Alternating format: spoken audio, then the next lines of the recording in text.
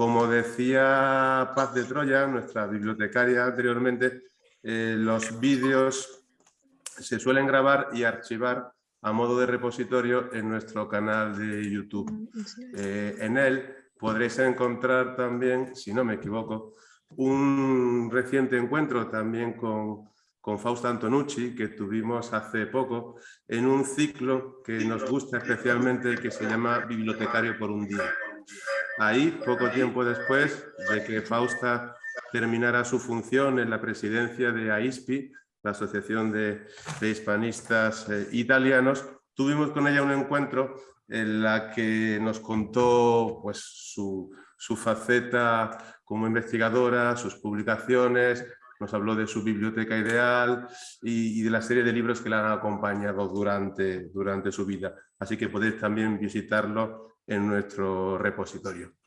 Hoy nos reúne una cuestión distinta, a lo mejor menos lúdica, pero sin duda un trabajo con el que Fausta ha estado trabajando muchos años, y es la presentación de la primera monografía sobre Calderón de la Barca en italiano, si no me equivoco, para la editorial Salerno. Acompañarán a Fausta los catedráticos Javier Aparicio Maideu de la Universidad Pompeu Fabra y Santiago Fernández Mosquera de la Universidad de Santiago de Compostela, ambos especialistas también en Calderón. Antes de darle la palabra y agradecerles la presencia, diré unas breves líneas sobre la profesora Fausta Antonucci.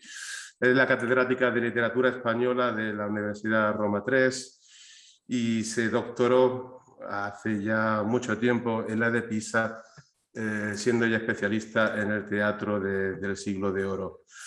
Entre sus contribuciones, entre sus libros, además de la monografía que presentamos hoy, pues consta otra sobre el personaje del salvaje en el teatro, de Lope a Calderón.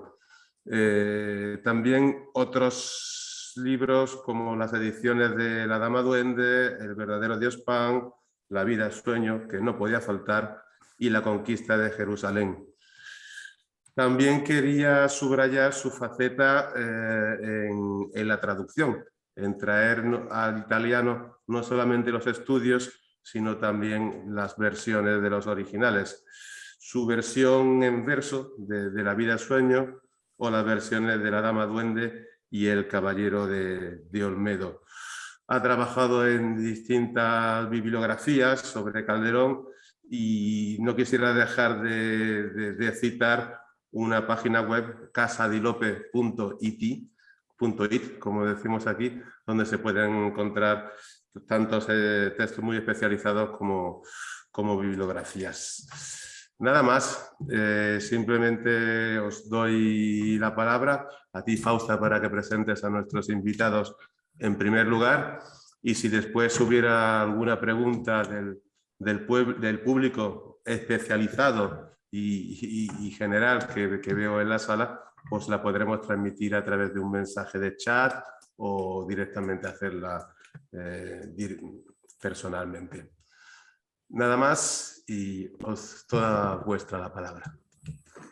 Gracias, Juan Carlos. Muchísimas gracias a ti, al Instituto Cervantes, a Paz de Troya, la directora de la biblioteca María Zambrano, por haberme permitido organizar esta presentación, ¿no? Que me hace muchísima ilusión por la circunstancia y por la presencia de dos buenos amigos, como son Javier Aparicio Maideu y Santiago Fernández Mosquera, que realmente no necesitarían de presentación ante los especialistas, pero como entre los asistentes están muchos estudiantes míos también, me parece bien recordar que sus logros en la investigación de Javier Aparicio, que va a hablar primero, diré que es autor de un estudio importante sobre los dramas geográficos de Calderón, que se titula Calderón y la máquina barroca, de 1999, y que contiene asimismo una edición de El José de las Mujeres. En 2000, además, editó una colección de ensayos críticos sobre el dramaturgo para la editorialismo que se titula Estudios sobre Calderón. Pero, además de calderonista, Javier Aparicio es un gran estudioso de literatura contemporánea, no solo española, a la que ha dedicado una importante tetralogía de ensayos, lecturas de ficción contemporánea, el desguace de la tradición, continuidad y ruptura, la imaginación en la jaula. Y, en prueba de esta atención por la creación literaria de nuestros tiempos, Javier ha editado para cátedra textos de Eduardo Mendoza, de Italo Calvino, de Patrick Modiano, de Vladimir Nabokov. En cuanto a Santiago Fernández Mosquera, tampoco es solamente un calderonista, pues se ha formado como quevedista. De hecho, tiene en su haber una importante monografía sobre la poesía amorosa de Quevedo y otra sobre la tormenta en el siglo de oro, variaciones funcionales de un tópico. Y es editor y estudioso de diversos aspectos de la obra de Francisco de Quevedo.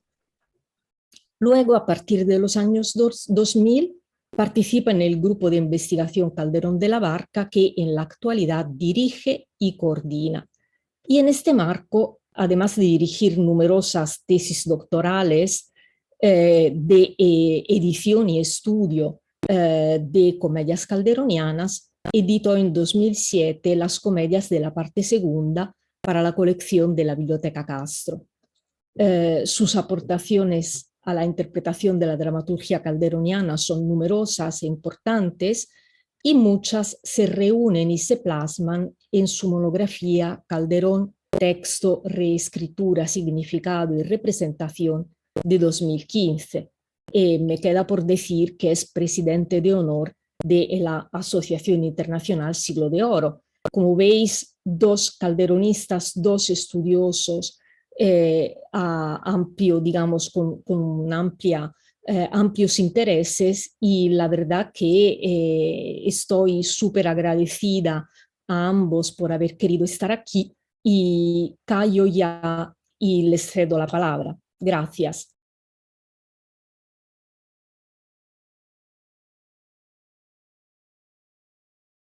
Juan Carlos, ¿abro yo?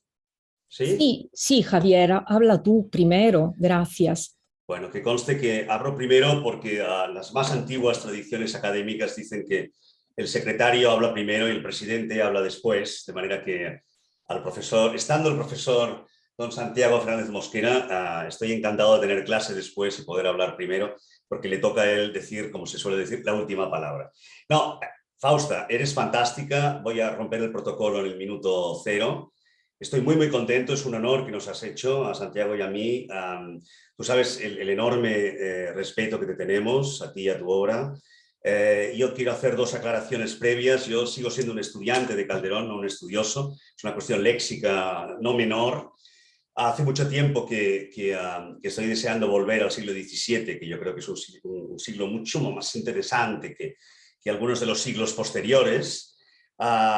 Pero solo por amistad y por respeto no lo he hecho todavía. Dicho esto, decíamos antes de empezar con Santiago que hace demasiado tiempo que no nos veíamos. He intentado seguir el mundo del calderonismo de cerca, a pesar de que hace tiempo que mis libros y mi atención está enfocada en otro lugar. Estando Santiago aquí, Fausta, si te parece, a mí me gustaría hablar, imaginando que él hablará de la letra menuda, de la letra más calderonista y calderoniana de tu libro. Me gustaría hablar de tu libro sin necesariamente tener que empezar hablando de Calderón. Verás, me explicaré. Dado que tenemos a colegas y muy queridos, he visto a Simone Trecca y a una exalumna mía, gracias a ti y a Simone, que es Hilaria, por ahí la he visto. Creo que vale la pena que desde mi posición, que ya no es de calderonista, si alguna vez lo he sido en activo, decir algunas cosas que creo que merecen ser dichas, porque tu libro no es un libro para hispanistas, creo que esto es muy importante para la gente que nos escucha. No creo que sea un libro para hispanistas, que también, pero creo que es un libro que va mucho más allá y no voy a caer en los tópicos de las presentaciones de libros, que como tú sabes estoy acostumbrado a ellas, pero es verdad que tú has hecho un esfuerzo, yo diría, triple. En primer lugar, cuando el director de nuestro Cervantes en Piazza Navona nos decía si ese libro todavía había salido en castellano o estaba por salir, etcétera, y yo me he apresurado a decir todavía no. Creo que el mejor elogio que se le puede hacer a tu libro así de entrada es que es un libro que no es para calderonistas italianos, no es para estudiantes de filología hispánica italianos, es un libro para cualquier amante del mundo de la cultura por 3 motivos, yo creo. Primero, porque es un libro que no tiene necesariamente más destinatario cautivo, más lector cautivo, que aquel al que le guste Calderón, el teatro, la historia de nuestros clásicos, y digo nuestros en plural, no los hispánicos junto con los italianos, junto con los isabelinos, todos juntos en una inmensa fiesta. Y creo que tu libro trabaja no desde una óptica especialmente de calderonista y hispanística, sino desde una óptica mayor. El segundo, por tanto, no creo que sea un libro para ser leído en Italia, y yo espero y confío que muy pronto podamos decir que existe una edición española, porque además estamos faltos de una edición así. El libro de Cruikshank, digamos, funciona de otra manera, tiene unos objetivos distintos, los dos podrían ser perfectamente complementarios, y tu libro lo que hace es introducir, sumergir al lector no solamente en la obra de Calderón, sino en el contexto en el que la obra de Calderón se hizo, y si me permites o si me permitís, aún más, algo más difícil, y es esa especie de danza constante que tienes en tu libro conforme vas avanzando en la lectura con Calderón y también con la recepción de Calderón. Es decir, es casi simultáneo. Tú hablas de Calderón, pero no hablas de Calderón de forma monolítica, hablas de Calderón a través de la recepción que Calderón ha tenido, a través de la historia crítica o de la recepción crítica de Calderón, a través de las lecturas que se han hecho de Calderón, algunas, como tú dices muy bien, no necesariamente rigurosas desde el punto de vista filológico o incluso literario, y otras clara y descaradamente políticas, que se han apropiado de él, como si, como decías tú con Italo Calvino, ¿no? Como si alguien pudiera tener la potestad de apropiarse de un clásico. Calderón es un caso muy evidente. Casi nadie habla de los personajes femeninos de Calderón y de la fuerza enorme y moderna que tienen, y todo el mundo, pues durante muchísimos tiempos, durante muchas décadas, desafortunadamente han hablado de otro Calderón, ¿no? Que es el Calderón que interesaba a determinados espurios intereses, en aquel momento, además de espurios oficiales. De manera que yo quisiera decir que la profesora Antonucci ha conseguido una cosa muy bonita para el lector del libro, que es no dar una foto fija de Calderón, sino darnos constantemente un Calderón en movimiento. En realidad es un ensayo cinemático, se mueve. Calderón se mueve, no es el mismo el que es leído por Goethe o por Schelling o por Fichte, del Calderón leído por los hispanistas más sesudos durante mucho tiempo. Tampoco es un Calderón especialmente dirigido, el de su libro, a los estudiosos de Calderón. Yo creo que los estudiosos de la ópera o los estudiosos de los clásicos del siglo XVII o los amantes de la cultura barroca pueden sentirse extraordinariamente felices con una lectura como la del libro de Fausta, y por lo tanto yo no pondría el libro de Fausta Antonucci en el mismo anaquel de los manuales sobre los grandes autores. Yo quizá porque me he ido convirtiendo más en un comparatista que en un hispanista, y he hecho mucho de menos libros como el de la profesora Antonucci, que pretenden efectivamente que no dejemos de vista, por ejemplo, quién escribe mientras escribe Calderón, y qué importancia tiene en la historia de la música del 17 Calderón, y no solamente en la historia de la literatura, y por qué Calderón, igual que otros dramaturgos del siglo de oro, sabían muy bien que además era un negocio, además de un arte era un negocio. Algunos, los malos, evidentemente, solo lo entendían como negocio y no como arte, porque no podían controlar el segundo, y sí el primero. Pero creo que es muy interesante ver que en este libro lo que hace Fausta, y no voy a decir sin quererlo, porque sé que lo quiere, es inyectar vocación por el teatro, yo diría que en cada párrafo del libro. Yo creo que esto es muy fácil de decir en una presentación hermosa como la de hoy. Estamos muy, muy contentos, pero creo que es muy difícil de escribir, es muy difícil de hacer. Y creo que le debemos por lo menos los españoles, le debemos el que Calderón exceda de sus horizontes, de sus jaulas, y que haya podido, digamos, convertirse en un autor, más allá de un autor del siglo de oro y más allá de un autor español, y más allá, incluso me atrevo a decir, de un autor de teatro. Yo creo que la maravilla del libro de Fausto Antonucci es, y por eso yo espero que se publique en castellano lo antes posible, es que da la dimensión de lo que es un grandísimo autor, que es capaz absolutamente de decidir qué géneros transita, a qué público se dirige, y puede ir cambiando como un taur de cartas, y eso está reservado a muy pocos, y esos pocos son muy grandes. Y Calderón lo fue, y yo recuerdo que le hicieron una suerte de homenaje en un curso de doctorado en Tübingen hace relativamente poco, no en un seminario, pero era realmente emocionante pensar como una persona que muere en 1681 y puede ser leído en lengua alemana con traducciones muy tempranas. Creo que eso lo recoge el libro de Fausta y por tanto Calderón de la Barca no es nuestro Calderón, es un poco el Calderón de todos. Yo me encanta cuando titula los capítulos. Hay uno que considero que tiene que ver o podría ser esgrimido por mí como un argumento en favor de lo que voy diciendo del libro de Fausta, que es el de la tragedia desactivada, ¿no? La parte 3. Me encanta además que sea la parte 3 y no el capítulo 3, por razones obvias que todos sabemos, pero creo que en el modo de titular sus capítulos, Fausta ya demuestra que su libro no es un libro más que intenta beber de aguas ajenas, ella que conoce tan bien la obra de don Pedro Calderón de la Barca, sino que es un libro para que nos entusiasmemos con el autor.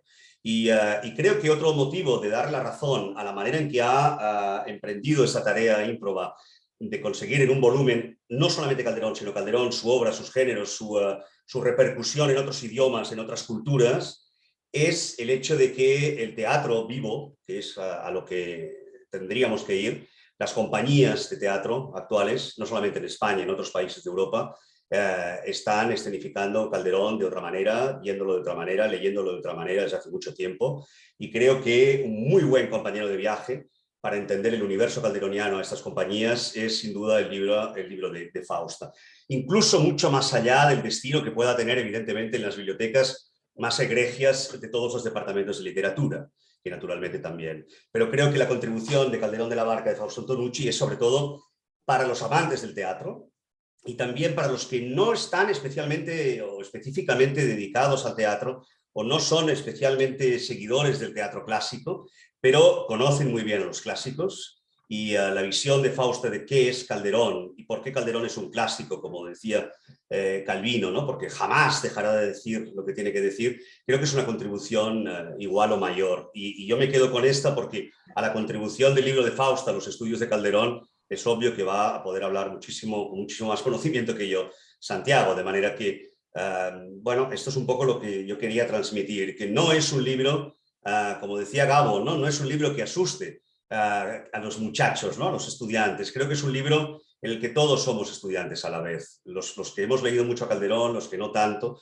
los que quieran acercarse a un dramaturgo que, por ejemplo, en Alemania o en Polonia o en Italia o en Francia, en Avignon, ¿no? o en los festivales españoles e iberoamericanos, sigue teniendo un predicamento enorme. Y creo que das mucha luz sobre los otros Calderones que están escondidos detrás de esa máscara, de esa efigie que has puesto en la cubierta del libro, que es ese Calderón insondable y que sirvió a determinados propósitos. No sé, yo me enamoré, voy a acabar con una anécdota, pero yo me enamoré de Calderón, todo el mundo quería ser lopista en mi época de estudiante. Santiago, no te rías, te veo muy pequeñito en la cámara, pero estás muy lejos, pero sé que te estás riendo. Yo me enamoré de Calderón por sus mujeres. O sea, me pareció que las mujeres de Calderón son extraordinariamente atrevidas y valiosas. Y me pareció que todo lo que decían los manuales de la época, de Balbuena, ¿no? Esos manuales de Balbuena sobre Calderón, pues a lo mejor no decían toda la verdad, ¿no? Seguramente decían la verdad, pero no toda la verdad. Y yo creo que esta renovación, esta lectura iluminada de Fausta va a hacer que los manuales anteriores pues vayan quedando relegados, porque yo creo que eso es ley de vida y sobre todo es ley académica, pero no porque es más moderno que los anteriores, sino porque lo lee mejor. Y esta es un poco mi modestísima contribución y quiero acabar dándole las gracias a Fausta. Para mí sabes que es un privilegio, tú lo has dicho muy bien, yo no me siento calderonista, pero sí lector de Calderón, eso sí, hasta el final. Y para mí ha sido un honor estar contigo y con Santiago y con nuestros amigos del Cervantes de Roma. y sobre todo, muchísimas gracias, como te decía, no por invitarme, que eso es lo menor, sino, como diría Calderón, por haber hecho el libro, que es lo mayor. Javier, muchísimas gracias por tus palabras generosas. Bueno, me han surgido muchos comentarios, pero yo creo que esto lo vamos a dejar para luego, ¿no? Y le doy, bueno, si doy yo el turno de palabra, Santiago, te toca a ti, te doy la palabra y yo me callo. Muy bien, muchas gracias. También yo quiero subrayar el honor y la oportunidad que Fausta nos ha brindado para poder hablar de su libro y que es, como acaba de decir Javier, mucho más que su libro de Calderón. Es un Calderón en parte diferente, pero en parte clásico en todo el sentido de la palabra, que eso es una de las circunstancias que más me gustó a mí de la propuesta de Fausta. Le agradezco a Javier que haya empezado él, porque así ya me marcó mi camino, y ya que él decía que hablaba de segundo como secretario, no olvides, Javier, el refrán del que da primero da dos veces. Y entonces yo creo que has dado dos veces en el clavo. Pero yo me zafaré para retomar tu invitación, y ya que has hecho un viaje externo del libro tan importante y tan necesario, como tú decías, yo me voy a centrar más en aspectos concretos del estudio de Fausta. Hay muchas cosas que me gustaron. Claro, en una presentación de un libro siempre se espera una suerte de panegírico más o menos hiperbólico de las aportaciones de los autores. A diferencia de Javier, yo no estoy acostumbrado a las presentaciones de libros porque todos mis autores están bastante muertos, pero es un género que es un poco difícil de aquilatar, sobre todo cuando tenemos un abanico de oyentes, espectadores probablemente tan variado, desde especialistas duros del autor hasta probablemente estudiantes que Calderón les queda ahí un poco a trasmano, tal vez. Para todos, como aquel libro de Montalbán, es un para todos el libro de Fausta. Les sirve a todos, les va a servir a todos. Por ejemplo, las 10 primeras páginas del Teatro del Siglo de Oro, Característica y Luogo Teatrali, deberían ser de obligada lectura para todos los alumnos de teatro, incluidos los del bachillerato español por lo menos.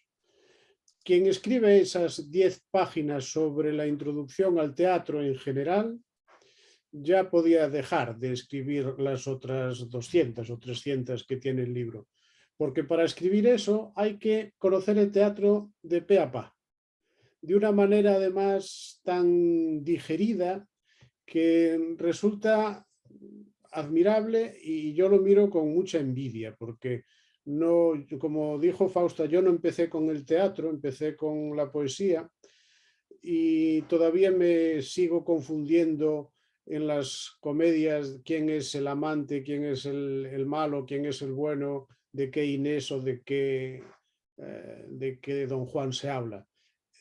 Esas carencias son las que no tiene ni tendrá nunca Fausta, que entiende las obras desde el mismo título. Y esa proyección de esa interpretación tan singular también se demuestra en otra de las cualidades que puede pasar inadvertida, que son las traducciones. Que me he parado a disfrutar las traducciones que hace Fausta de las obras.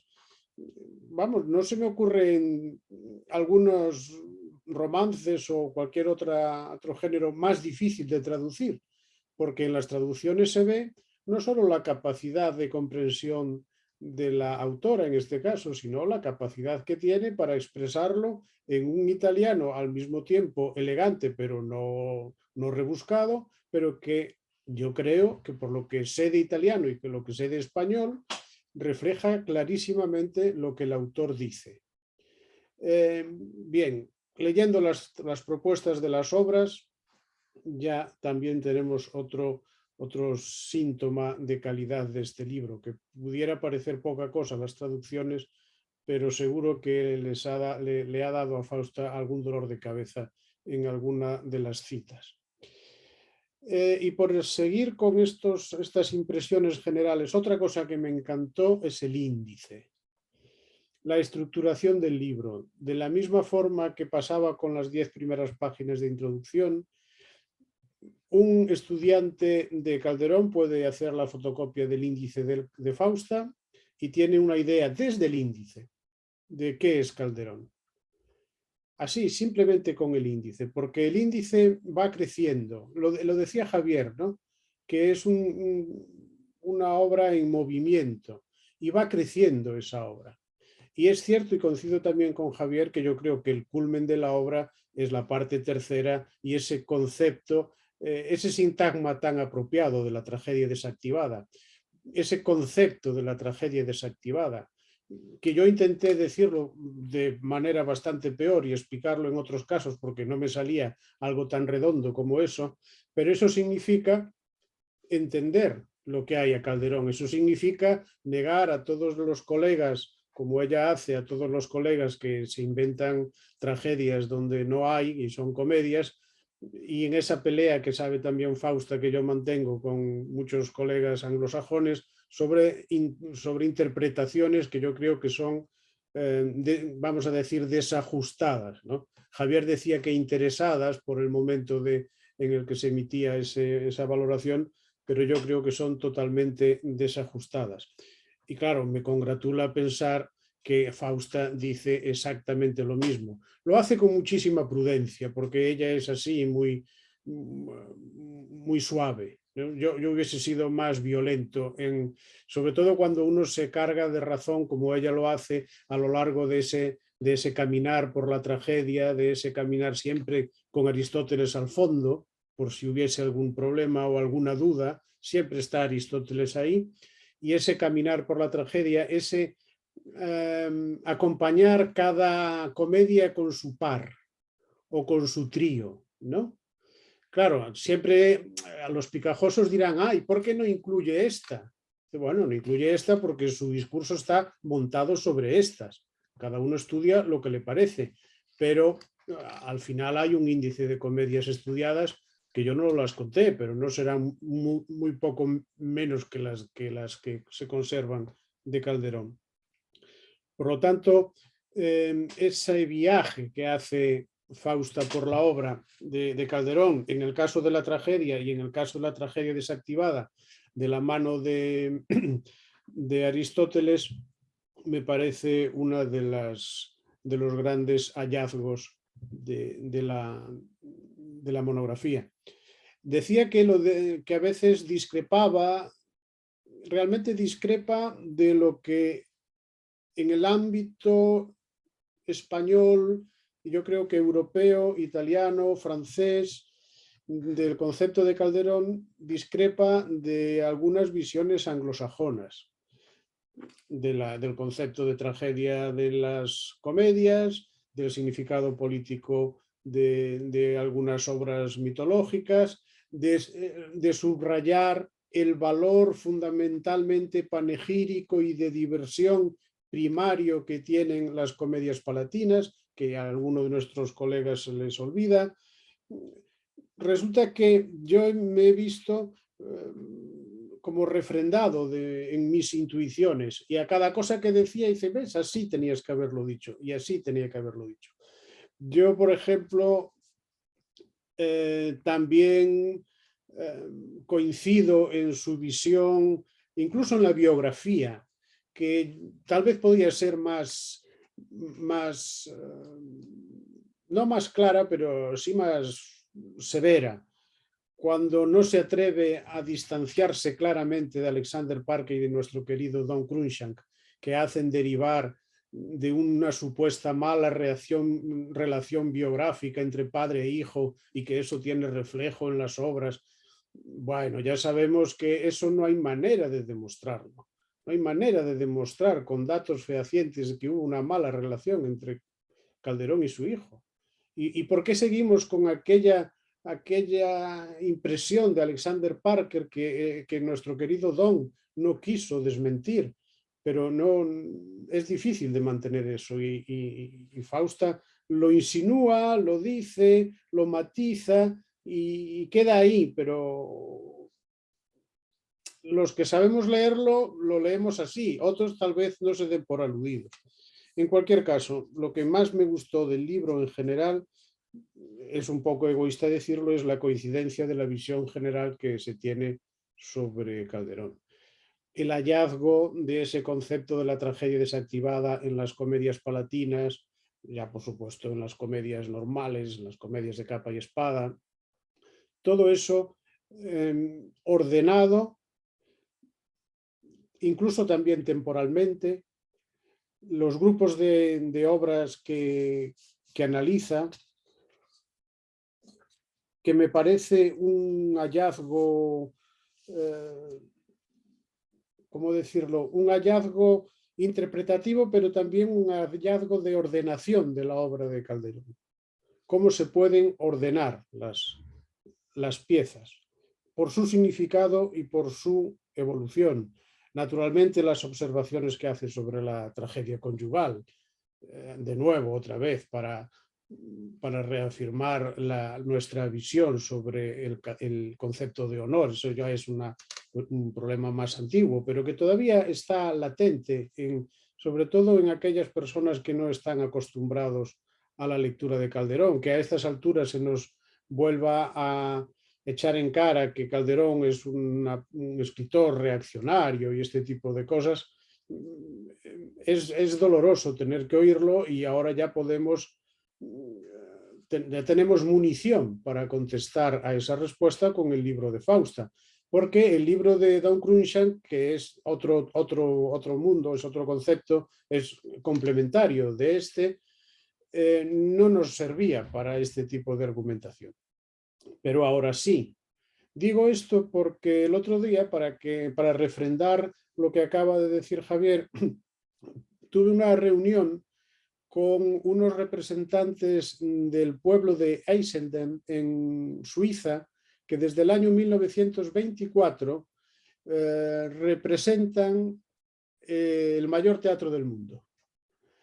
Y resulta que quieren representarlo aquí en Santiago de Compostela en algún momento y bueno, hemos tenido una reunión. Bueno, claro, ellos tienen un Calderón muy peculiar, un Calderón que viene desde el Calderón romántico de Eisendorf hasta la revolución teatral de los años 70, lo que queda del gran teatro del mundo en esa representación popular será poco, pero se mantiene vivo. Y la forma de nosotros decir, ¿cuál es entonces, cómo conocen ustedes a Calderón? ¿Cuál es su interpretación de Calderón? Con el libro el libro de Fausto Antonucci. Por lo tanto, hay que traducirlo.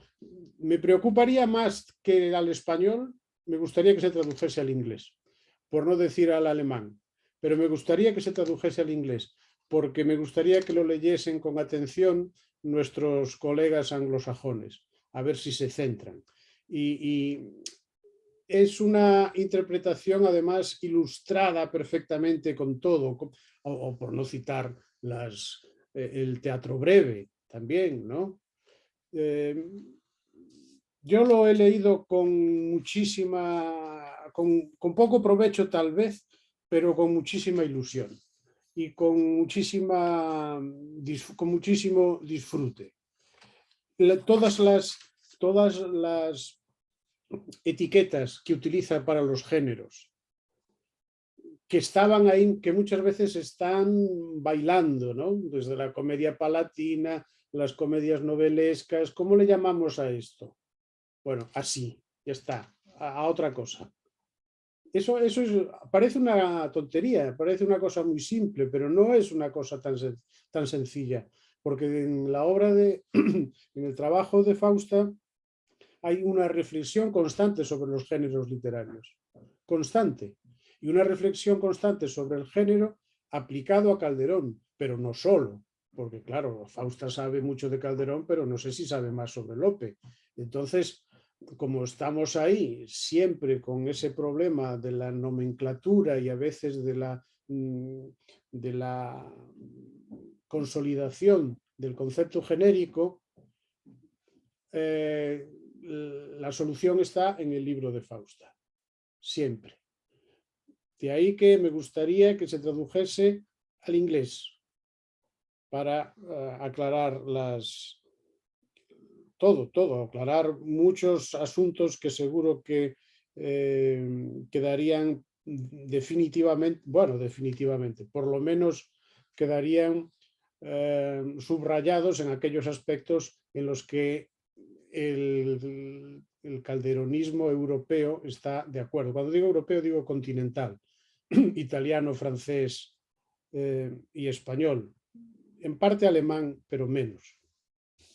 Y bueno, no quiero ya decir más cosas, tengo mis notas, ¿verdad? Hay cuestiones en las que coincidía con trabajos que yo había hecho y como dije antes, claro, aquí me gustaría decir esto, aquí me gustaría decir lo otro. Y es siempre una alegría ver que coincide con todo, ¿no? Y ya que ella hizo hincapié, ya que Fausta hizo hincapié en mi currículum quevediano, ¿no? Quevedesco también, pero yo creo que más quevediano, eché de menos, porque le quedó un poco ya lejos, ella habla de la relación entre Quevedo y Calderón, así un poco por encima, pero hay una relación que hay que estudiar que tiene que ver con las jácaras. Y yo trabajé últimamente sobre eso, ¿no? Cómo es un género muy complicado y resulta que a mi modesto entender creo que Calderón dramatiza las jácaras y que Quevedo, que es un hombre antiteatral por naturaleza, deshace o desmonta el valor dramático de las jácaras, y creo que ahí hay un juego interesante entre Quevedo y Calderón que está apuntado hacia el final del libro. Lo digo porque me hizo gracia esto. Por lo tanto, ya acabo. Me gusta, me complace la gran coincidencia que tiene Fausta con la visión que tenemos nuestra generación europea del teatro del siglo de oro y de Calderón. Me gusta esa capacidad que tiene para en 10 páginas hablar del teatro, de todo el teatro, desde el 16 al 17, con esa riqueza y al mismo tiempo con esa claridad. Me gustan las traducciones, me gusta el concepto de tragedia desactivada, que en esta semana hemos tenido un congreso en Logroño y ya lo pude aplicar, ese concepto que tendrá mucho éxito y mucho futuro. Creo que es un hallazgo magnífico. Claro, se echan de menos cosas, pero es inevitable porque no se puede hacer todo y hacer un libro de 1000 páginas durante toda la vida, pero eso es inevitable. La obra es una obra redonda, fácil de entender, como decíamos, no sé si estábamos ya abiertos o no en nuestros comentarios, está escrita con una limpieza magnífica, con una perspicuitas, puestos ya pedantes, ¿no? Pero con una limpieza y claridad admirable, que se echa de menos ya en nuestros trabajos, porque a veces no sé si es el embrollo teórico o la poca habilidad que tenemos algunos para la redacción, somos más oscuros que los propios autores, una especie de Vera Tasis o González de Salas en nuestra forma de escribir.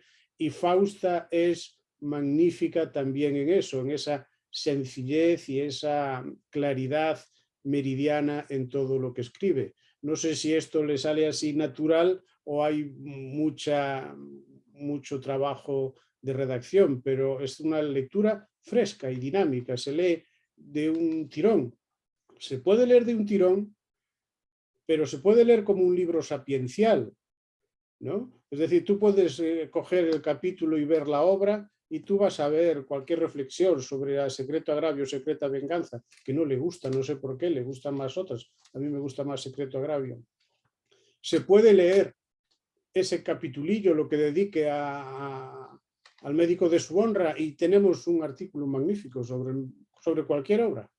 Y por lo tanto se puede leer y se debe leer como una obra entera, en movimiento, como decía Javier, en progresión, pero también se puede leer como un libro sapiencial,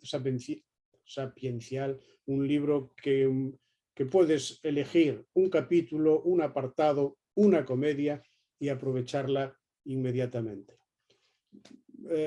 Tenemos un tesoro. Y yo lo que espero, Javier, es que hay que hablar con alguien para que se traduzca al español, sí, pero los españoles más o menos podemos entenderlo bien, pero que lo traduzcan al inglés, a ver qué sucede. Muchas gracias.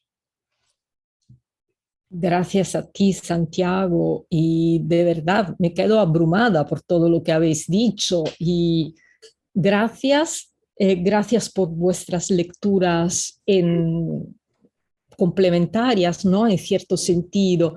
Yo no sé si antes de darle la palabra al público o incluso a vosotros, yo solo voy a decir quizá 2 o 3 frases para decir que sí, que este libro está pensado prioritariamente para reivindicar a Calderón para la cultura italiana, ¿no? Por ello, cuando este libro nace porque me lo propusieron, me lo propuso Antonio Gargano para esta colección de la editorial Salerno, ¿no? Que se dedica a grandes figuras de la literatura europea. Y yo pensé que lo aceptaba con alegría porque a mí me duele que Calderón en Italia no se aprecie como es debido. De hecho, antes no sé si tú o Javier habéis mencionado los escenarios europeos en los que se representa Calderón, pues en Italia casi no se representa. Y yo creo que debido fundamentalmente a esos grandes prejuicios que lastran la apreciación del siglo XVII en la cultura italiana, ¿no? Por todo lo del anatema de Croce contra el barroco y, en fin, cuestiones, la historia, ¿no? De Italia que influye en la recepción de ciertos autores de ciertas épocas. Luego, lo de la ordenación por géneros, aunque sobre todo tú, Santiago, sabes muy bien durante cuánto tiempo, ¿no? Me ha venido obsesionando este tema. He intentado por todas las maneras que no, digamos, que esta obsesión no se transparentara en el libro, es decir, que fuese solamente una exigencia de reflexión previa que me ayudase a ordenar el enorme material calderoniano, porque por lo visto, ante la imposibilidad, ¿no?, de una cronología segura, que es la forma de ordenación que sigue Don Cruikshank en su biografía admirable, que para mí ha sido, vamos, la biografía de Cruikshank siempre estaba en mi mesa, ha sido un trabajo de referencia más que obligado, pero yo me sentía incapaz de seguir, de ordenar mi trabajo según una cronología, máxime porque a mí lo que me interesaba era indicar, subrayar temas, motivos, formas de tratar grandes problemas que luego se vertían en distintos moldes genéricos. Con lo cual pensé, bien, voy a adoptar digamos, la pauta de los géneros, pero para que me ayude a ordenar, no para que me obsesione en decir, sí, esto es extremar, no sé cómo decirlo, la rejilla genérica, ¿no? Que esto nunca me ha gustado, como tampoco me han gustado nunca las polémicas excesivas. Por eso cuando Santi tú decías que yo soy suave, es que es una elección, no es que yo no tenga mis antipatías o mis rechazos críticos, pero siempre considero que hay que expresarlas con respeto del parecer de los demás, porque al fin y al cabo no nos matamos para eso, ¿no? Quiero decirte, estamos aquí discutiendo y lo que debe primar, creo yo, es la pasión y el interés por lo que estudiamos. Y también eso de la tragedia desactivada, yo la verdad que no puedo precisar, que tú has dicho que te parece un hallazgo, yo no puedo precisar cuándo ni cómo se me ocurrió. Yo sospecho que ahí al fondo están tantas conversaciones, sobre todo en el periodo en el que junto con las amigas francesas, con Florence Dartois sobre todo, estuvimos discutiendo tanto tiempo sobre el modelo de tragedia y, en fin, yo creo que nació en algún momento de esas conversaciones, de esos seminarios y también el Congreso de 2013 en el que estabas tú también, ¿no? En París, sobre la tragedia, cuando, cuando se presentó para la habilitación francesa, el médico de su honra, junto con la hija de la gran Semiramis. No lo recuerdo, pero era así, recuerdo que versaba sobre tragedia.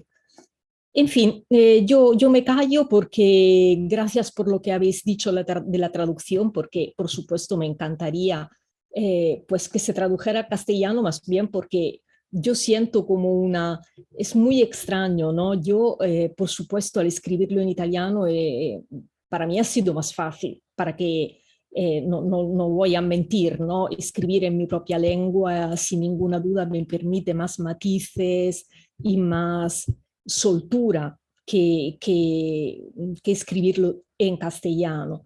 ¿Me ha obligado a traducir? Sí, pero también me he divertido allí, ¿sabes, Santiago? Ha sido una diversión, porque para mí traducir es un juego, es una diversión.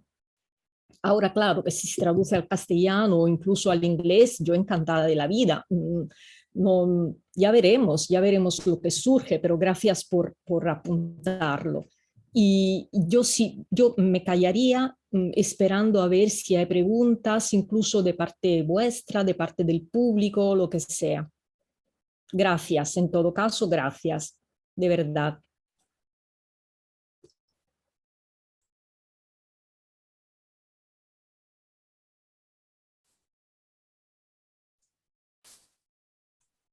Yo, si no hay ninguna pregunta, me gustaría romper el hielo porque me he quedado con la curiosidad de que nos cuentes en qué consiste la tragedia desactivada, aunque sea una breve pincelada. Sobre todo porque, claro, al ir a ver el índice, que tengo aquí el libro que está en la biblioteca del Cervantes, en la biblioteca María Zambrano, he visto no la trampa, pero veo que la segunda parte es Calderón y la tragedia. Pero, sin embargo, la estrella del libro toma la tercera parte, de que ya desde el principio el profesor Javier Aparicio dijo que era su parte central más importante. Tú tienes dos partes del libro, Fausta, sobre la tragedia, pero una de ellas, primero, es la introducción sobre el dramaturgo y su comitenti, luego Calderón y la tragedia, y la tercera es la tragedia desactivata. Le has querido dar una parte del libro a este concepto tuyo. ¿Nos puedes dar una breve pincelada sobre en qué consiste? Sí, claro que sí. Muy brevemente se agrupan bajo este rótulo esas obras que en algún momento han dado lugar a dudas sobre si son tragedias o no son tragedias. Es decir, obras que son fundamentalmente serias, como por ejemplo los dramas históricos, o los dramas hagiográficos. Entonces, pongo por caso, y aquí Javier me corregirá, porque él es el gran especialista, pero en fin, un drama hagiográfico tiene un final de muerte, porque el santo o la santa padecen martirio, pero no es la misma muerte, evidentemente, que la del final del médico de su honra. Juan Carlos, gracias. Es que no sé, se ve un poco desenfocado, ¿no? Se ve al contrario, tal vez. No, se ve. Yo lo veo. Entonces, la idea que rige este rótulo es que hay componentes de la tragedia, es decir, hay seriedad, hay intención en cierta medida didáctica, ¿no? Por ejemplo, en los dramas históricos, o bien también con respecto, por ejemplo, a los dramas mitológicos o comedias mitológicas. De eso sabe mucho Santiago, ¿no? Yo me he apoyado mucho en su parecer porque ha habido toda una polémica sobre si los dramas mitológicos son tragedias o no son tragedias. Por ejemplo, claro, la historia del mito Eco y Narciso. Al final, Eco y Narciso mueren, ¿no? Es decir, se transforman, pero mueren en su esencia terrenal. ¿Y eso qué es? ¿Es una tragedia o no es? Hay elementos que son de hecho trágicos y elementos que son cómicos. Entonces, estos elementos cómicos o que contribuyen a desleír lo trágico, lo desactivan también, ¿no? O el final feliz puede llegar para desactivar cierta componente trágica. Y me pareció una forma de encontrar, de reunir bajo este rótulo obras que definitivamente no son comedias cómicas, que son, digamos, están en el otro extremo de la gama genérica, pero ni siquiera son tragedias en el sentido que lo son las obras a las que dedico los 2 primeros capítulos. Y cierto, tienes toda la razón, a la tragedia se le dedica una parte importantísima de la monografía, pero es en mi, digamos, la razón que yo puedo dar para eso es que mientras las comedias, en cierta medida, las comedias cómicas, entiendo, no te digo que, digamos, se parecen más por la recurrencia de ciertos esquemas dramáticos, las tragedias, en mi opinión, exigen cada una un apartado dedicado, porque cada una es diferente, cada una implica sentimientos y situaciones dramáticas diferentes, conlleva problemas diferentes y también por una razón quizá muy personal, que yo de hecho he reflexionado muchísimo en las tragedias y en las comedias he reflexionado, pero más en conjunto. Entonces esto se ve en cuanto yo las reúno todas en un solo capítulo, mientras que a las tragedias se merecen más espacio. Eso sí. No sé si te he contestado. ¿Mm? Sí, absolutamente. Y al hilo de lo que decías, son 3 partes dedicadas a la tragedia, la cuarta a la comedia y el quinto al teatro breve, donde bueno, perdona que te interrumpa, pero en realidad la tercera parte no es tragedia, ¿no?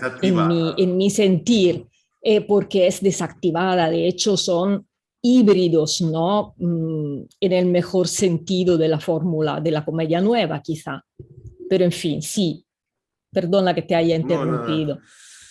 Y simplemente terminaba diciendo que la quinta parte, el teatro breve, Tra cielo e terra, se divide en los autos sacramentales y el cómico breve y la comedia burlesca. Bien, no sé si hay alguna otra curiosidad, pregunta o comentario de alguien. Bueno, yo si me permitís, como me esperan mis estudiantes, me arrogo la potestad de decir 2 cositas. Una sobre el libro, recogiendo lo que ha dicho Santiago. Podríamos hacer la broma teórica de los paratextos, ¿no? Santiago ha dicho una cosa muy interesante, que es lo fácil que parece crear etiquetas y poner títulos, ¿no? Los famosos paratextos, y lo difícil en realidad que es, ¿no? Y quiero poner un ejemplo más, Santiago, que yo creo que es una muy buena lección para nuestros queridos estudiantes o para nuestros incipientes colegas. Por ejemplo, en la 241, cuando empieza el capítulo 8, el subcapítulo 1, dice los inciertos confines de un subgénero menor. Creo que tenía toda la razón el profesor Fernández Mosquera cuando decía lo fácil que aparenta esto. Esto es muy difícil, porque significa que debajo de la etiqueta, del rótulo, como decía Fausta, hay una suerte no sé cómo decirlo, ¿no? de silencio elocuente, ya que estamos hablando de Calderón. Es decir, de modo en que la gente joven tiene que entender que no todo está escrito, que los que enseñamos estamos constantemente aprendiendo, como los neurólogos, no menos, y que por lo tanto hay efectivamente confines inciertos. Y yo espero que los haya durante muchos años más, porque el día que algún algoritmo deje de considerar inciertos algunos confines, una parte de nuestra labor, que es una labor de lectores, se morirá. De manera que creo que hay muchas lecciones sotto voce en el libro de Fausta. Y quería también decir una cosa sobre nuestro director y sobre la directora de la biblioteca, Zambrano, y sobre el director del Cervantes. Creo que es muy importante no detenerme yo un segundo en la tarea del Cervantes, o de los Cervantes en general, cuando también se acuerdan de los libros sobre nuestros clásicos, sobre los famosos canónicos. Es decir, la difusión de la cultura hispánica o española se puede hacer de muchas maneras, pero no sé por qué tengo la sensación yo, y junto conmigo otros colegas, de que a veces la cultura ya no se acuerda de lo que un día fue la cultura literaria canónica o la literatura clásica en el sentido estricto. Y quiero decir que el Cervantes haya querido presentar el libro de Fausta hoy demuestra que las cosas van bien y que podemos asegurar que la cultura hispánica no es la nueva cultura hispánica, sino también la cultura hispánica que no necesita más etiquetas, ¿no? Y Calderón, o Lope, o Cervantes, o Machado, o Valle Inclán, pues sin duda lo son, ¿no? Así que muchísimas gracias al Cervantes, y mi querida Fausta y mi querido Santiago, es un placer veros y sobre todo escucharos. Así que, Fausta, muchas gracias por invitarme. Si no hubiera sido por ti, desde luego no me hubiera atrevido nada más que entrar como estudiante. Santiago, gracias. Espero que nos veamos pronto, y entonces le podamos pedir a Fausta que nos dedique el ejemplar. Gracias, Javier. Gracias. Lo mismo estoy deseando yo. Un beso. Muchísimas gracias. Hasta pronto. Gracias mil. Sí, yo también quería aprovechar esta intervención de Javier tan oportuna para felicitar al Cervantes y a la bibliotecaria y a su director por esta iniciativa, porque cuando viajamos por el mundo nos encontramos, claro, Cervantes institutos Cervantes en muy distinta condición. Hacer una presentación de un libro sobre Calderón en Roma, claro que es más fácil que hacerlo en algún otro lugar en el que no haya una vinculación tan directa de la cultura con la cultura española del 17. Pero yo echo de menos en algunos Cervantes esa atención a nuestra cultura del siglo de oro en general, ¿no? Siempre lo decía cuando era presidente de la AISO, y lo mantengo siempre que puedo. Es difícil llevar el siglo de oro a ciertos lugares, pero hay que intentarlo. Y sobre todo en Norteamérica. Tenemos entre nosotros hoy como escuchante a nuestra querida Carmela Mazza, y ella sabe la importancia de la difusión que tiene la cultura del siglo de oro en Estados Unidos. Es cierto que también el Cervantes de Chicago hizo cosas sobre el siglo de oro, y también el de Nueva York, hasta donde yo sé, pero hacerlo en Roma marca una perspectiva distinta. Y entonces me permito felicitar a nuestro director en Roma por dar acogida a esta actividad tan importante como la difusión del libro de Fausta. Creo que es una de sus funciones esenciales en un nivel diferente a las que se suelen hacer. Si me permitís, yo como bibliotecaria de la Biblioteca María Zambrano, a mí me ilusiona mucho tener aquí el Fondo AISPI, que es un fondo especial de esta biblioteca que recoge las contribuciones de la Asociación de Hispanistas Italianos. Invito a todos los participantes en este foro de hoy a que nos envíen sus trabajos, sus monografías, sus artículos, que nosotros difundimos, que tenemos todos en el catálogo y difundimos luego en formato PDF a todas las personas que nos lo solicitan. Tenemos ya una colección estupenda que tiene además un subcatálogo en el catálogo general que se puede consultar independientemente. como bibliotecaria que he sido de Chicago, fue mi primer trabajo, y de la biblioteca también de Nueva York, puedo certificar esta difusión que se hace del trabajo de los sigloristas en estos centros. Y yo siempre he dicho que conocerlos es amarlos. O sea, tú no puedes amar a una persona que no conoces. Y yo creo que si se aprende a conocerlos, se aprende a quererlos, porque hay mucha pasión en lo que escriben. Creo que es muy fácil enganchar a la gente joven en la literatura del siglo de oro, pero hay que enseñarla. No podemos estar callados, hay que darla a conocer por todos los medios. Si tiene que ser jugando, pues jugando que sea, pero que lo conozcan, que sean como de la familia, vamos. Gracias, Paz. Y aprovecho para decir a los estudiantes que nos están escuchando que la Biblioteca María Zambrano también es un lugar para ellos, ¿no? Es decir, un lugar a donde pueden ir para consultar libros, para leer, para pedir el préstamo, ¿verdad?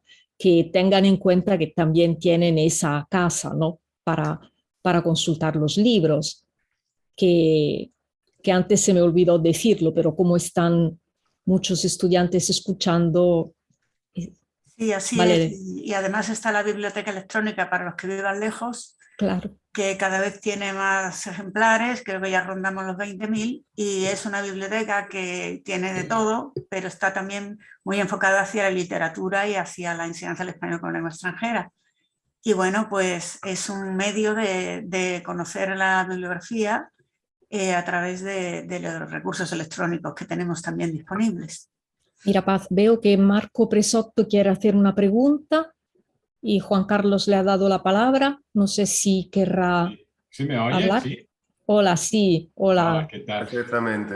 Bueno, pues no sé si tenemos tiempo para volver a hablar de Calderón. No sé, a lo mejor os estoy complicando un poco la organización, pero estaba allí escuchando tantas cosas tan interesantes y a raíz también de lo que acaba de decir la directora.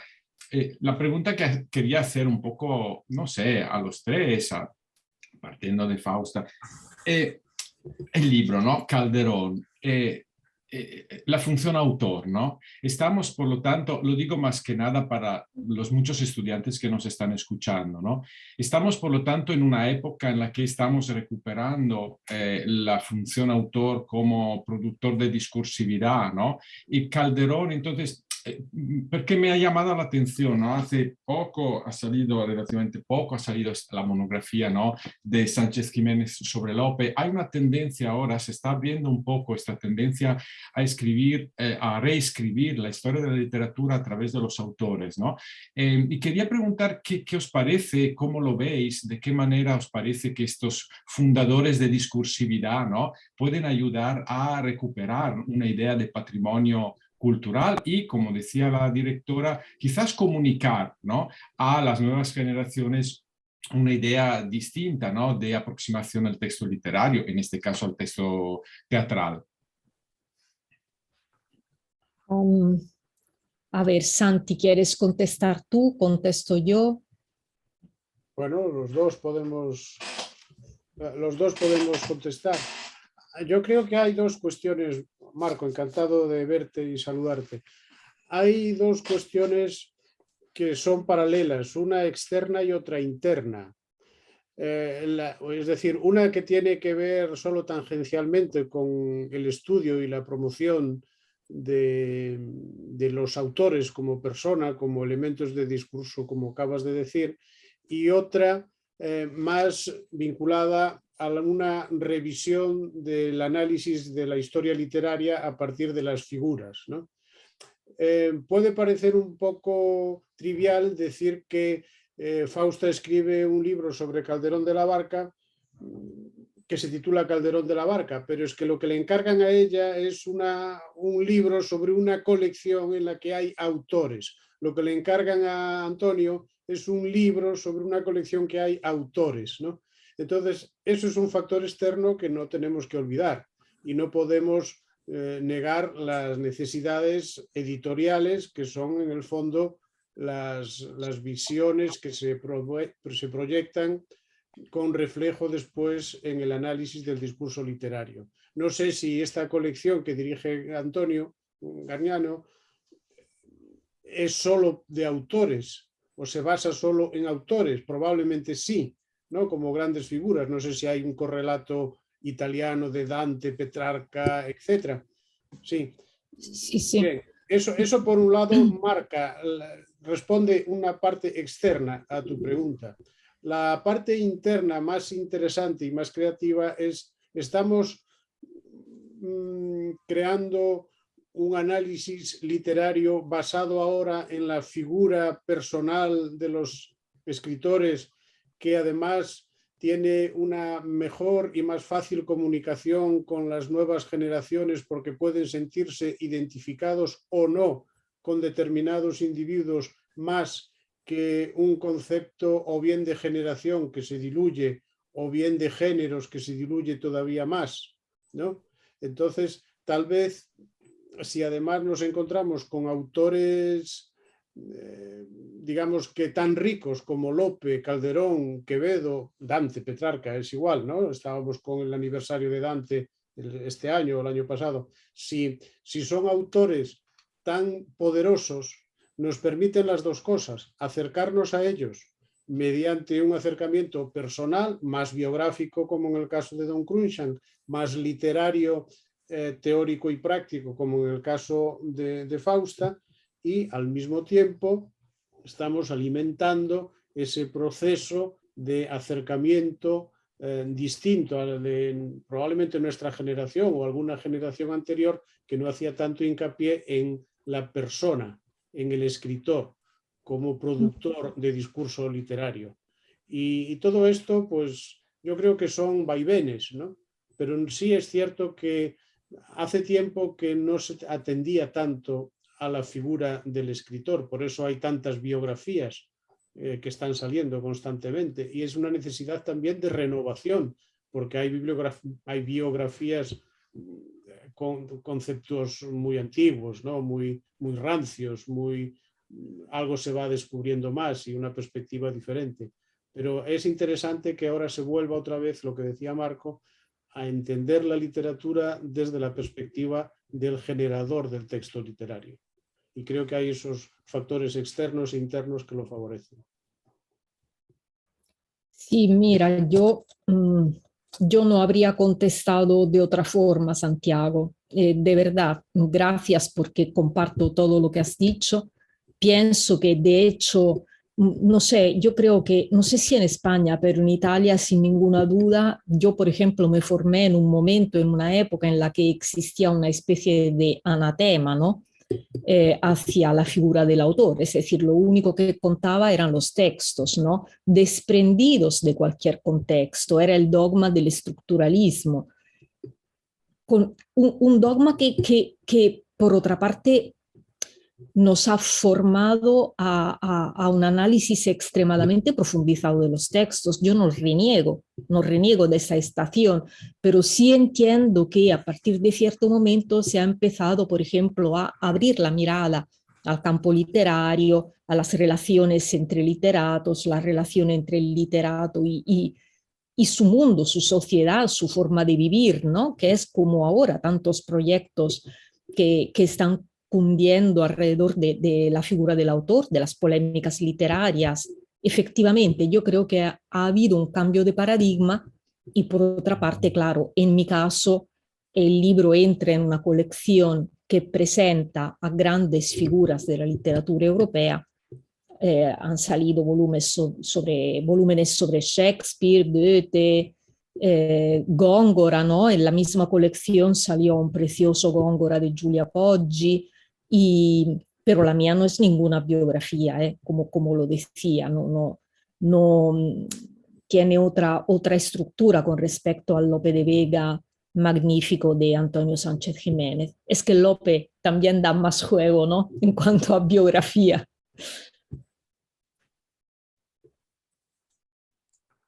Fausta, yo no he podido dejar de hacer una de mis manías y es ir al índice de nombres y buscar qué autor es el más nombrado por ti y más veces. Y el que gana por goleada no puede ser de otra manera es Lope de Vega, ¿no? Que creo que nombras como en el doble o triple de páginas que cualquier otro autor citado en el índice bibliográfico. Es algo normal porque tú has trabajado tantísimo con Lope. ¿Has visto qué has podido hacer dentro de esta monografía sobre Calderón? ¿Por qué has traído tantas veces a Lope a colación? Bueno, por muchísimas razones. Hay, por ejemplo, hay López fingidos. Por ejemplo, el alcalde de Zalamea y el médico de su honra, que son dos obras mayores de Calderón, de hecho reescriben obras con el mismo título que se atribuyeron falsamente a Lope de Vega, ¿no? Ya a partir de ahí ya van 2, 3, 4, 5 citas de Lope de Vega que no es un verdadero Lope de Vega. Luego están recuerdos de Lope de Vega que yo menciono, incluso que me salen al paso en obras totalmente inesperadas. Por ejemplo, en El alcaide de sí mismo, al ir a hablar del alcaide de sí mismo, que es una divertidísima comedia palatina, súper jocosa, súper divertida, me encontré con ecos del perro del hortelano de Lope. Y luego está la cuestión de la pretendida rivalidad entre el Lope de Vega anciano y el joven Calderón, ¿no? Y sobre todo ese episodio, ese sí muy bien documentado, en el que el joven Calderón entra a saco en el convento de las Trinitarias violando la clausura, justo donde la hija de Lope de Vega, ¿no? Marcela, estaba profesando como monja y entonces Lope se queja, ¿no? Se queja por el trámite de Hortensio Paravicino al rey y entonces surge, ¿no? Esa querella entre Calderón y Paravicino realmente, pero detrás de Paravicino está Lope de Vega, ¿no? Entonces hay muchas razones biográficas, razones de influencia dramática, razones, como digo, de López falsificado, ¿no? En los pretextos de esas grandes tragedias de Calderón.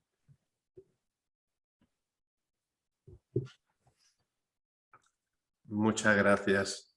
Ya veo que ha justificado muy bien todas las entradas de Lope, que son, ya digo, amplísimas. No sé si tenemos alguna otra pregunta o comentario. A mí me gustaría sencillamente saludar a todo el público porque sé que no veo a todo el mundo, pero he visto antes en la lista que hay muchos amigos, amigas, a todos mis estudiantes, en fin, aprovecho ahora porque luego no lo podré hacer. Sí, hay una pregunta en el chat. Yo querría preguntarles qué es para ustedes lo que hace que Calderón se considere inmortal, que sus obras sigan estudiándose con la misma pasión desde hace más de 400 años. Bueno, antes lo había dicho Santiago, ¿no? O Javier, no recuerdo, la idea del clásico que tiene Italo Calvino, que es un clásico, un libro que sigue diciéndonos algo, ¿no? Y luego yo creo que a esta pregunta cada cual tiene que dar su respuesta. Esto se lo digo a Bianca. Bianca es una estudiante mía. Yo creo que cada cual tiene que darle su respuesta. Qué sé yo, a mí, por ejemplo, me puede gustar más La vida es sueño, a otra persona le puede gustar más El médico de su honra o tener rechazo al médico de su honra y preferir el alcalde de Zalamea. Cada uno tiene su respuesta, ¿no? Tiene su propio Calderón, si le gusta Calderón, que tampoco es una obligación. Claro, a los entusiastas de Calderón como yo tratan de, y yo en mi libro esto he tratado de hacer, ¿no? He tratado de explicar por qué, en mi opinión, Calderón sigue vigente, incluso para una mujer y para un hombre de hoy. Pero luego yo creo que cada lector y cada lectora tiene que dar su contestación. No hay un dogma, ¿no? En este sentido, no hay una respuesta única. Claro que no es un autor que puede quedar confinado en los paradigmas del siglo de oro, porque si no, no estaríamos hablando hoy de Calderón, simplemente desde un punto de vista arqueológico, creo yo. Santiago, no sé si quieres añadir tú algo más. No, exactamente es eso. La respuesta es la aplicable a todos los clásicos. Los clásicos son esos autores que nos dan respuestas en un tiempo muy distinto al que fueron escritos sus textos, ¿no? O sus textos o sus imágenes, me es igual, o sus creaciones de arquitectura. En aquellas obras que generan una respuesta y que generan una respuesta o interrogantes a un individuo que las lee en un tiempo diferente al que fueron compuestas, se convierten en clásicos, así de claro. Por lo tanto, Calderón sigue planteando preguntas de tipo moral, de tipo político, de tipo social y también de tipo literario, y nosotros intentamos contestar a esas preguntas, bien desde el ámbito, como dice Fausta, desde nuestro ámbito personal, o bien desde un ámbito más filológico apegado a los valores que tenía en el momento en que fue escrita la obra, que es algo que tampoco tenemos que soslayar. Es cierto que no podemos hacer una interpretación arqueológica constante, pero tampoco podemos hacer lo contrario, es decir, que nuestra interpretación niegue lo que realmente escribió el autor en el momento en que lo hizo, porque eso puede llevarnos a alguna confusión o a alguna interpretación que es equivocada, que es lo que le pasó a nuestros colegas del siglo XIX o del siglo XX o alguno del siglo XX que no acaba de entender muy bien lo que escribe Calderón porque aplica un modelo de interpretación que no es ajustado al modelo de composición de la obra. No me refiero a cuestiones literarias, sino a cuestiones ideológicas. Pero los clásicos tienen respuesta para todo, para un lado y para el otro, ¿no? Sin caer en el relativismo. Claro, eso es mi condición de filólogo, me impide decir que es que esta obra para mí significa esto. Bueno, para ti significa esto, pero esta tiene un significado que puedes después aplicar o no a tu interpretación.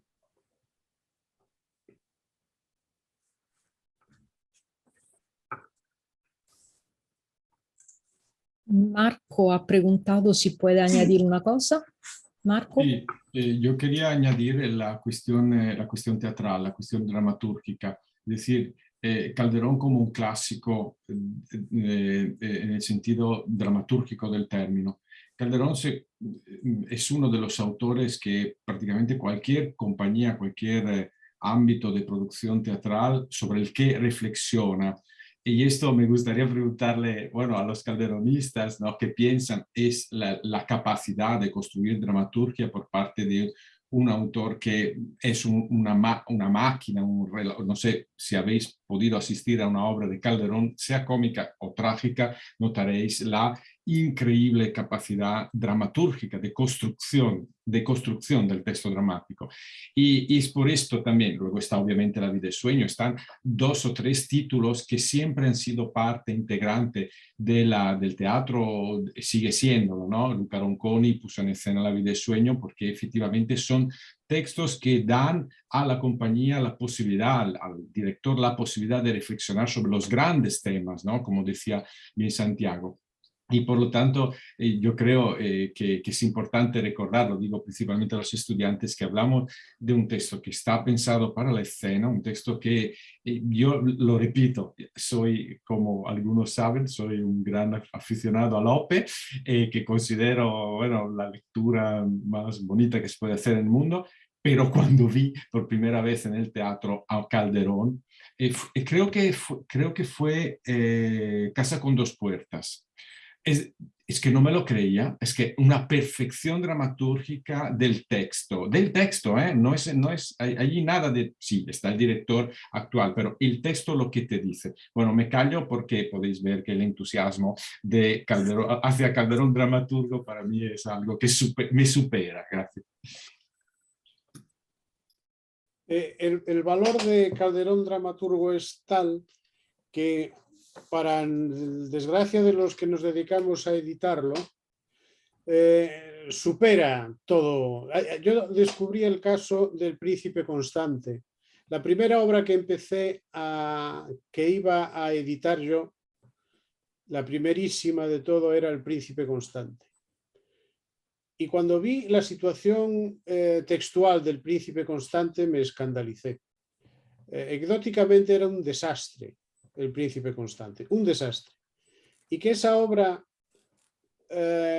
fuese un éxito en el 17. El Príncipe Constante, por cierto, que tiene la anécdota de Paravicino, y ¿no? Cuando se mete con Paravicino, etc. Que tuviese esa repercusión social cuando se estrenó. Es decir, que creara polémica cuando se estrenó. Que después en el siglo XVIII fuese tan importante en el romanticismo alemán, en el XVIII y el XIX. Que después lo fuese en Polonia, con la traducción de Slovatsky, que después la tomase Grotowski, que decía Grotowski que a él no le importaba para nada el texto. Pero ¿qué texto llegó a Grotowski? No, seguramente, bueno, 4 o 5 versos de Calderón. Y sin embargo, pur si muove, que decís vosotros, y sin embargo está ahí Calderón. El texto de Calderón lo soporta todo, por eso tiene esa fuerza dramática, y lo soporta por la fuerza dramática, naturalmente, porque muchos versos no se pueden o no se mantienen porque el proceso de edición se desvanece, porque las traducciones son terribles, ¿no? Cada uno proyecta la tradición romántica, después el poeta polaco traduce desde un romántico alemán. Bueno, lo que tal queda de Calderón ahí, muy poco. Si ya en el siglo XVII la versión era muy mala, la que tenían en el propio siglo XVII el texto era muy malo, pues ya os podéis imaginar. Y sin embargo fue un gran éxito. Y sin embargo llega a Grotowski. Y sin embargo llega a nuestros días El Príncipe Constante en la última de la Compañía Nacional de Teatro Clásico. Eso es fuerza dramática de Calderón. Eso no pasa con un verso de Quevedo o de Góngora, porque se quedan por el camino si no se mantienen bien. Y eso es porque, claro, la fuerza del teatro está ahí. Acaba de salir una nueva edición de Casa con dos puertas, Marco, en Cátedra, de Juan Manuel Escudero, compañero de la otra edición de Fausta en la Academia.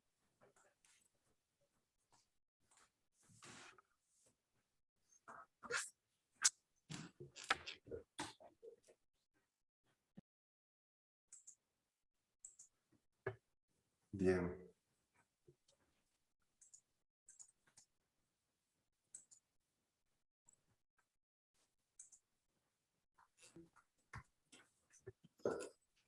Pues si hay algo más que añadir, hablen ahora o en la próxima reunión o monografía podremos comentarlo. Tenemos todavía unos minutos y desde luego que estamos aquí muy interesados en lo que más se pueda añadir.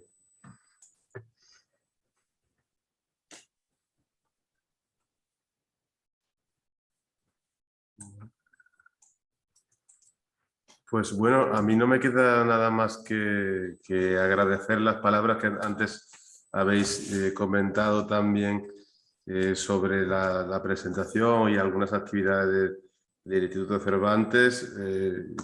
Paz ha explicado estupendamente y ha vuelto a invitaros a mandar vuestras publicaciones para el Fondo AISPI. Estamos encantados de hacer estos actos y sobre todo que tengáis la caja de resonancia en este público especializado y también general, y que bueno, va a quedar grabado y archivado en nuestro canal YouTube, estos repositorios del presente, los canales de YouTube a los que se puede acceder y se podrá acceder en el futuro desde cualquier dispositivo. Y nada más. Fausta, yo te voy a dar la palabra para que tú nos despidas. Gracias, Juan Carlos. Entonces, yo reitero mis agradecimientos universales, ¿no? A ti y a Paz y al Instituto Cervantes por organizar el acto, a Javier y a Santiago por haber querido presentar mi libro, al público por estar aquí escuchando.